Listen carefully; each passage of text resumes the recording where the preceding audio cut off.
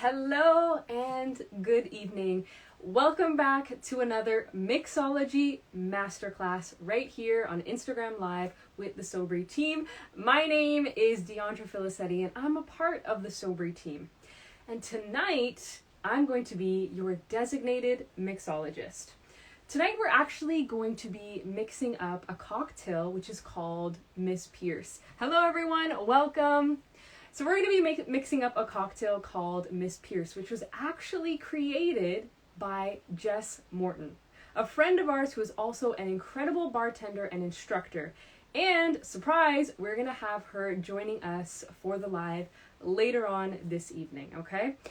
Hi, Jess. I see you signing in there. Amazing. She's here.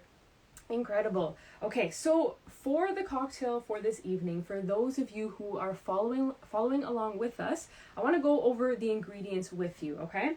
So for this cocktail, you are going to need Sobrii Zero Tequila, okay? We're not using the gin tonight, we're using strictly Sobrii Zero Tequila. You're also going to need a red aperitif. So we're going to be using Roots di Vino non-alcoholic aperitif rosso, okay? So it's great to have a non-alcoholic option on your bar cart at home, but if you have only an alcoholic version, that's fine too. We can work with that. Okay, so far we've got the Sobrii Zero Tequila and the aperitif rosso. You're also going to need grapefruit syrup. Okay, so if you want to make grapefruit syrup at home, it's really, really easy as long as you have grapefruit juice or grapefruit. You can squeeze the grapefruit and you're just going to mix it with sugar. So it's half grapefruit juice, half sugar. You bring it to a little bit of a simmer on the stove and voila, you've got grapefruit syrup. So we're going to need some grapefruit syrup for this cocktail. We're also going to need some lemon juice, just a little bit of lemon juice. So have that handy. And we're also going to need Lapsang Souchong tea. It's going to be served cold, but if you don't have Lapsang Souchong tea at home, it's a black tea. So you can substitute it with any black tea for now, okay? And last two things, you're going to need some coarse salt. Adds a nice touch to the cocktail. And also a lemon.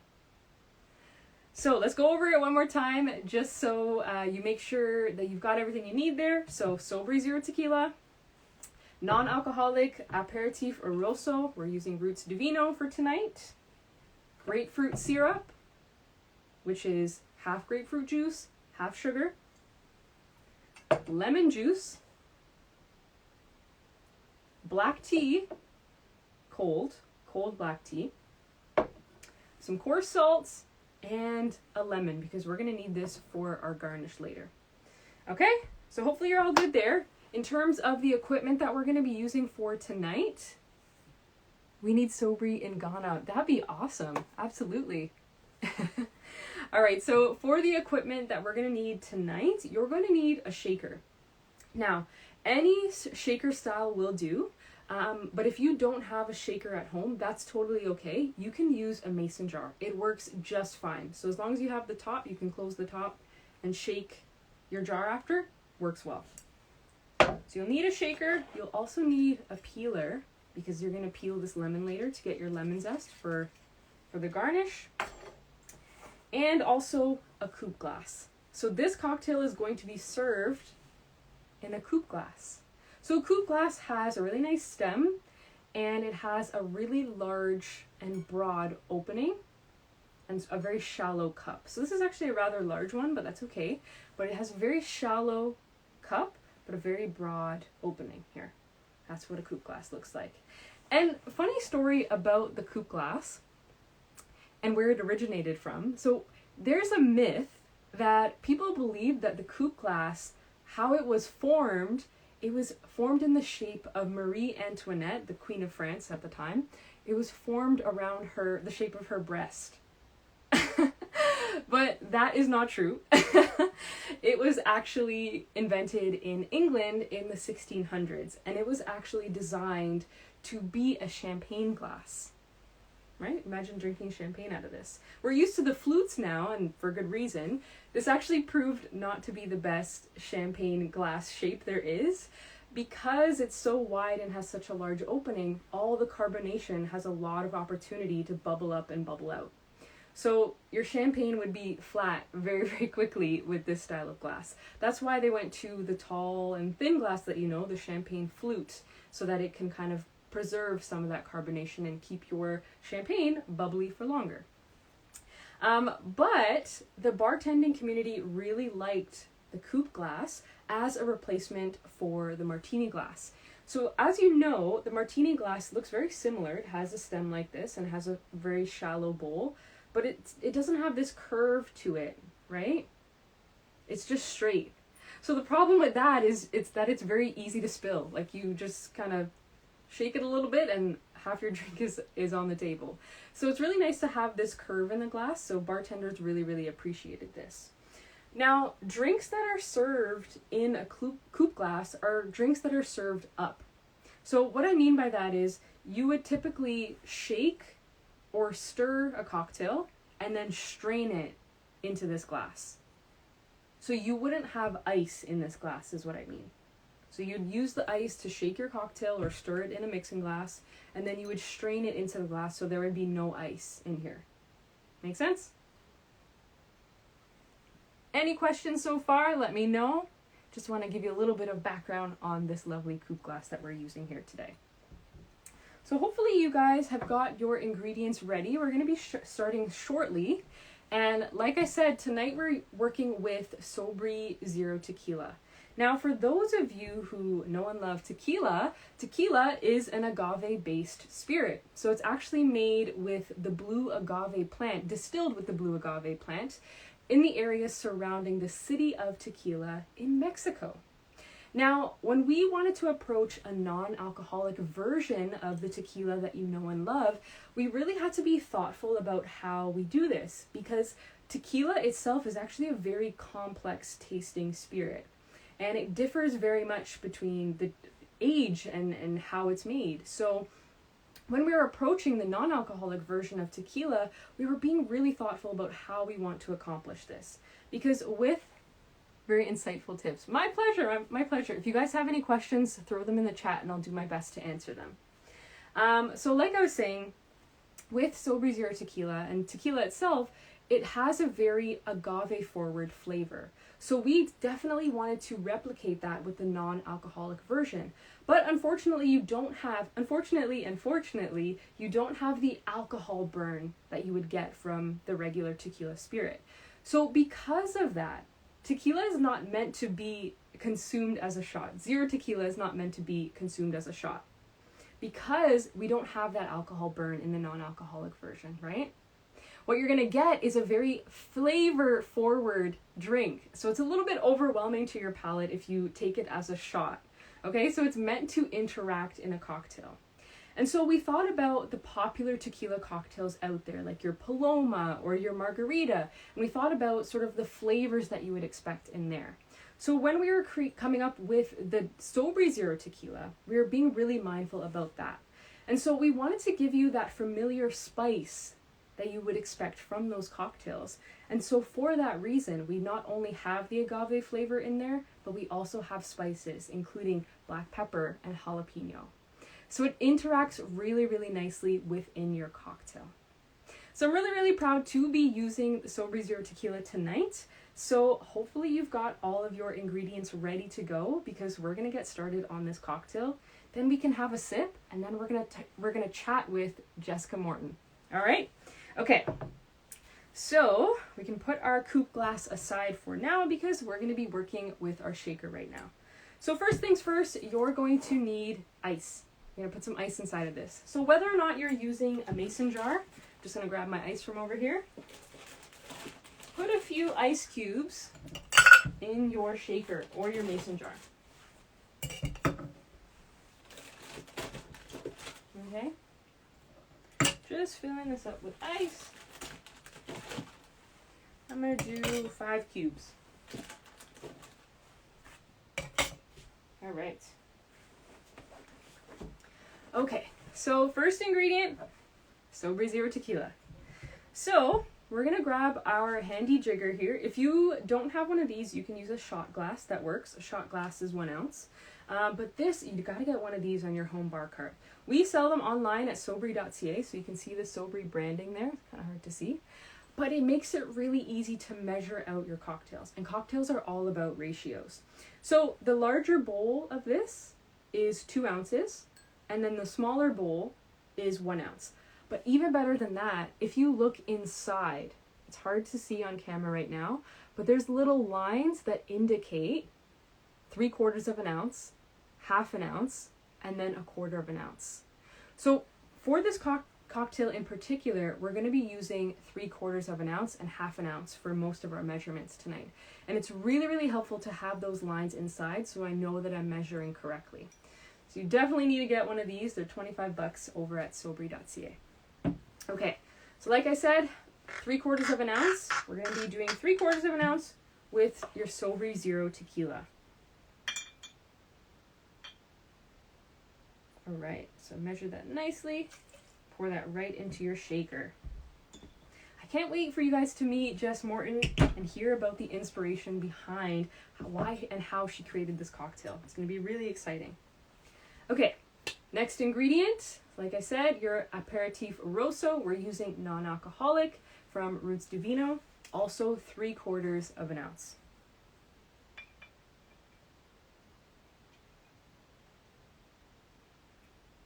All right, pour that right into your shaker as well.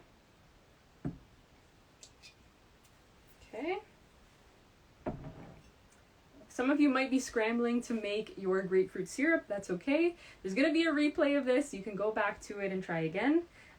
So for this as well, grapefruit syrup, 3/4 of an ounce.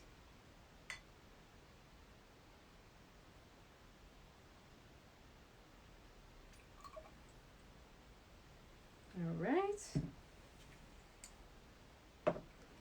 Next is our lemon juice. Any questions so far? Are you guys following along? Lemon juice is also 3/4 of an ounce.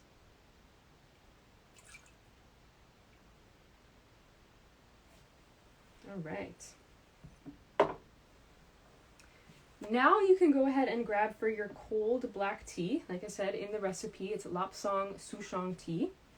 So this is actually going to be 1/2 an ounce, okay?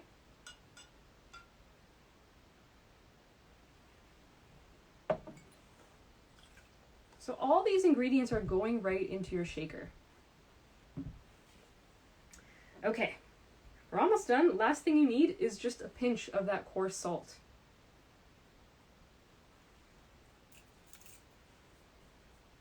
Right into the shaker as well. All right, so let's mix this up. So if you have a mason jar, you can just put the cover on your jar. If you have your shaker, the same style as me, just put it on like that. Welcome, welcome. Shake it for 10 to 15 seconds. Basically, once your shaker is too cold to hold on to,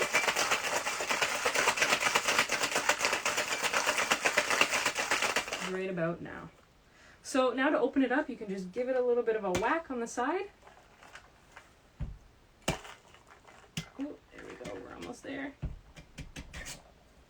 All right. Hope you have your coupe glass ready to go. And you're also going to need a strainer. I didn't tell you that at the beginning. It's very, very helpful. Now, if you're working with a mason jar, you can use the cap to strain your cocktail. Essentially, you're just blocking the ice from getting into your cocktail. But I'm using a Hawthorne strainer, which is really handy. Fits right over top of my shaker. And then I can pour this right into my coupe glass. Oof, looks delicious.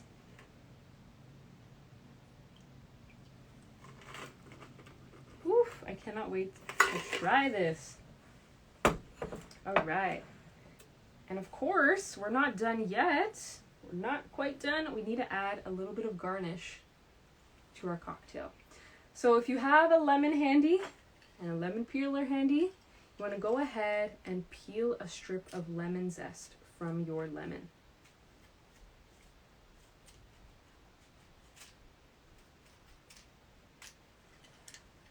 Okay. Just kind of want something like that. Now you could just toss this into your drink and call it a day, but we're going to make it a little fancier, okay? So you can grab your knife, and essentially I'm going to straighten out the edges here, okay? So it's a little bit more straight as opposed to looking like I just ripped it off the lemon.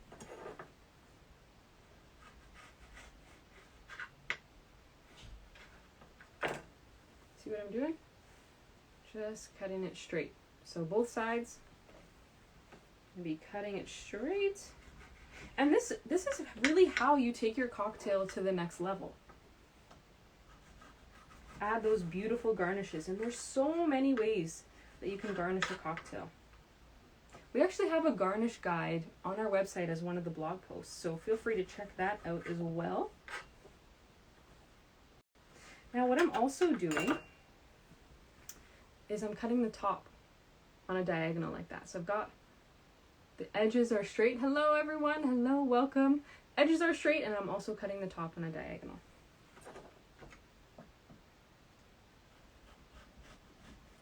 Just fix my mistake here.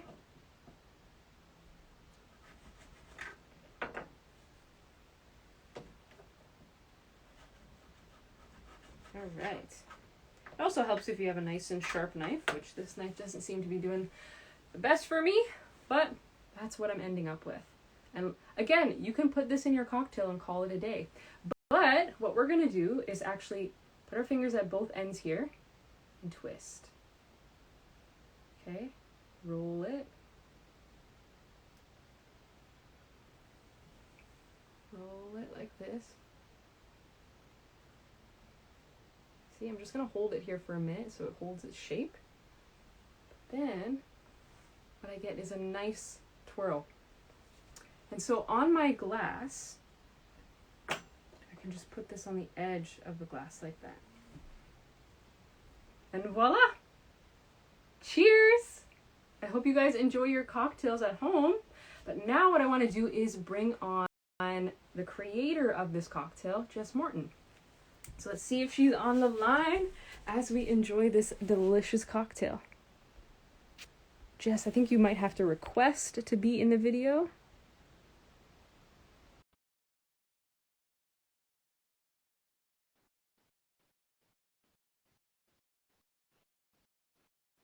Ah, here we go. Hey, Hi. Jess!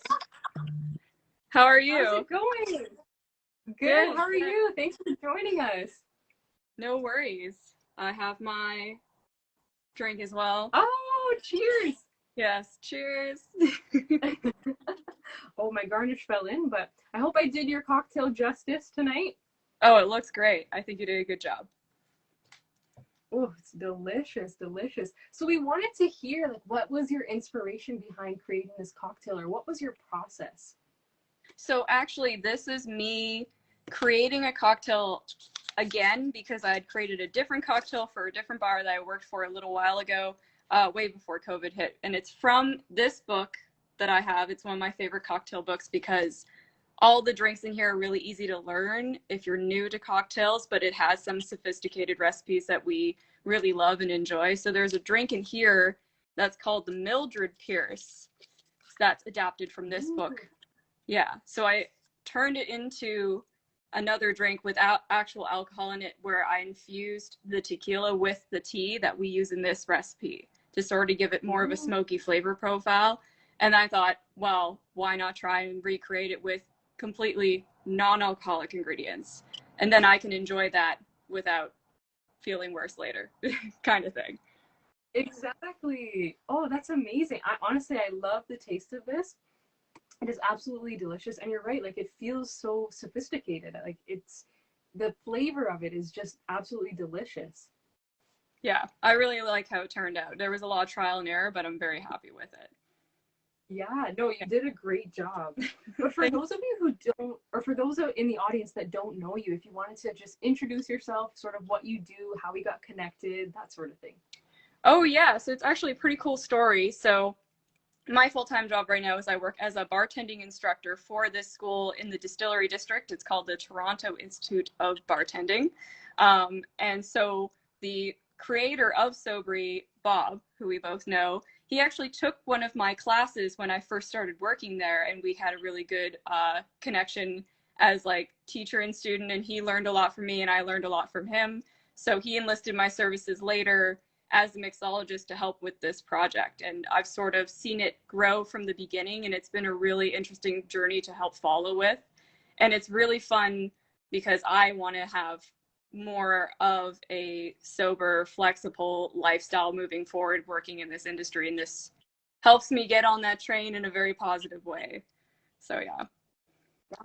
Wow, that's incredible. And I have heard and I've seen, you know, for those of you in the audience watching, we have a lot of cocktails on our website, and a lot of them were made by Jess herself. So you can go and explore those cocktails, scroll to the bottom, and it'll show that it was made by at bartender.morton. So go ahead and check all of those out. But it's funny that you say that, and how, you know, we're moving towards that sober curious movement. And I'm wondering, are you seeing a lot of other bartenders out there sort of have the same feeling? Is it because of COVID, or why do you think that is? I think directly related to COVID, I had started seeing more and more bartenders being like, maybe we want to approach this in a more long-term healthy way. You know, there are lots of folks who can't drink but still want to be a part of the cocktail experience, which I feel a lot. You know, a lot of us sort of reevaluated our relationship with alcohol during the pandemic, myself included, and it really made you think about what you were consuming and am I living a more healthy lifestyle, and just sort of how can we meet in the middle as cocktail culture and non-alcoholic drinkers, because there's more of us coming out. Like, don't get me wrong, I do enjoy a nice alcoholic beverage. It's a huge part of my work, but more and more I'm incorporating non-alcoholic beverages in my lifestyle, which is very positive on me. So yeah. Absolutely. Like, there's tons of health benefits of doing that. You feel better, and like, you can have those non-alcoholic cocktails on a Monday. Maybe you choose the alcoholic one on the Friday, you know? Yeah. It required, sorry, also, go ahead. No, go ahead. Yeah. Oh no, I was just gonna say, it just makes us living more of a flexible lifestyle, which I think is just really important, especially right now, because we're all just trying to figure out how to get back into lifestyle in general. So that's nice for us. Right. Yeah, that's a good way to put it, actually. And funny you say that in terms of flexible lifestyle, because this term has come up called the Flexitarian Approach, where, you know, you have, if you normally drink alcohol, maybe you substitute it for the non-alcoholic option, you know, every once in a while, or you have that flexible approach to your drinking habits. So it's true. I think it's becoming more and more popular, and it is a positive change. Yeah, it's really nice to see. Yeah. And I have another question for you in terms of, you know, for what you do for work. Mm-hmm. Is there an additional like education piece when it comes to the non-alcoholic cocktails? Like, do you have to sort of teach people how to work with the flavors differently because these spirits are non-alcoholic? We talk about that in more of a general sense. I do speak about non-alcoholic from my experience with your brand and others. And I do bring it up a lot because we have more and more students coming through who want to be working in the industry, who want to be bartenders and all of that, but they still don't drink, or they don't want to drink for either health reasons or personal reasons. So I'm like, you can still do this job and you can still do a good job. And speaking from now a manager perspective, I actually tell a lot of people, it's like, I would prefer that my staff or my bartender not drink at all, which was the rule for me when I first entered this industry about 6 or 7 years ago. So to me, it's just like a natural evolution. We're talking more about it now in terms of like, if we were to sub in this ingredient, it's important to consider flavor in terms of the recipe. And that's often how I approach the cocktails I make for you folks as well. So yeah.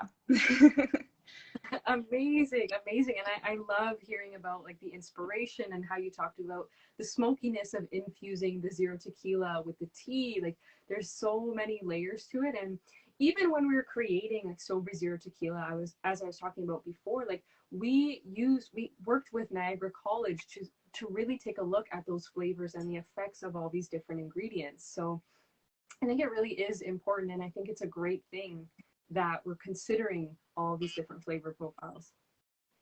Absolutely. Flavor is a huge part of why we appreciate cocktails, and what a lot of people who make a huge living on this, it's all about what does the guest want to experience, and that comes down to what we taste a lot. And sometimes that means more alcohol or less, and that's becoming, again, more on trend. For it's really exciting to see. So yeah, That's so true. Are you seeing, I'm not sure how connected you are with the bartenders, you know, after they take your course and the bars out there, but are you seeing a lot of bars starting to carry more non-alcoholic options and having those non-alcoholic cocktails on the menu? I am seeing more of it. It's still more of a slow progression in terms of what I want to see as more of a sober lifestyle. And I have other folks in my life who don't drink at all for health and personal reasons, and they complain about this, actually. And it's not a jab at bars in general, because we all love bars, but we need more non-alcoholic options in bars for everyone, because a lot of us who don't drink now, we're former drinkers, and we do appreciate, you know, the community that comes around that, which is what bars really are for a lot of us. So, you know, we're working on it, but I would like to see more of it moving forward, just from a personal standpoint. Agreed, myself included. And the nights where you want to go out and you don't want water, you don't want pop, you want something a little bit nicer, but you also don't want to drink. Yeah. It's disheartening to feel like there's no option for you in that situation. Yeah. It's definitely more about being inclusive to everyone, right? And that, to me, that's always been what I want to do with my contribution to cocktail culture, whatever it may be, because a lot of it is like, well, some people might not drink dairy, but they still want this cream-based cocktail. How can we, appreciate that? Some people are vegan and they can't have egg whites. How can we help those folks? So to me, it's a natural progression in terms of, if we want to have more people in this space with us, we have to be as inclusive as we can. So that's the way I like to look at it. I love that. Absolutely. And you're right. We all value socialization so much, and, you know, cocktails are a big part of that. So it's nice to have everyone feel like they're included and be able to socialize the way that everyone else does. Yeah, for sure. Absolutely. Jess, I can't thank you enough for joining us for this live, for giving us this incredible recipe for people to enjoy, and for all the other recipes that that you created for us. I'm sure there's going to be so many more in the future. Yes. But it was so nice to have you on here to talk a little bit more about your background and all the things that you've done for Sobrii. Well, thank you so much for inviting me. I'm glad I was able to make it. I just happened to have the time off today, so I said definitely why not. Yes, it was perfect. Amazing. So to everyone watching this, thank you so much for attending tonight's Mixology Masterclass. I'm so glad you got to meet Jess Morton herself, the creator of this cocktail, and I hope that you guys are enjoying your Miss Pierce cocktail at home. Until next time, enjoy your evening, and cheers. Bye.